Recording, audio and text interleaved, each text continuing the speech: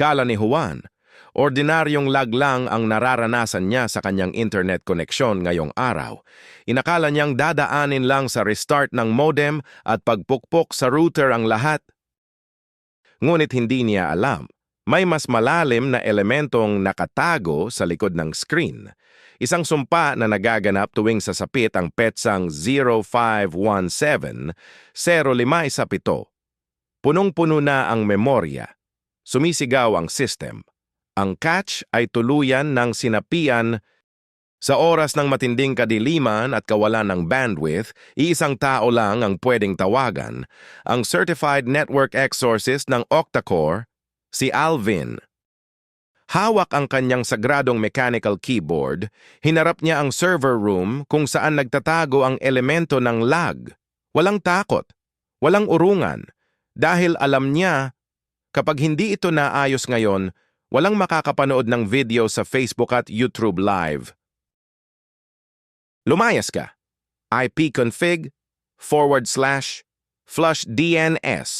Umalis ka sa cache partition ng Octa-Core. Net-Winsock reset. Ping 8-8-8-8-8-8-T. Hindi ka pa rin aalis? Lahat ng LAN port ay nililinis na. Lumayas ka. Elementong nagpapababa ng bandwidth. Bumalik ka sa pinanggalingan mo.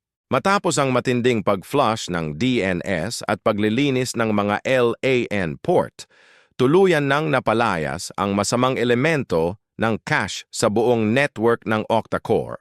Nagliwanag ang buong server room.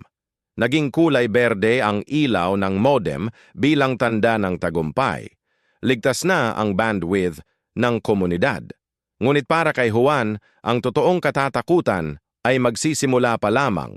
Sa oras na iabot na ni Alvin ang service fee ng network exorcism na nagkakahalaga ng 5,000 piso. Walang takot na humingi ng bayad dahil ang Octa-Core ay walang pinipiling oras basta koneksyon mo ang nakataya.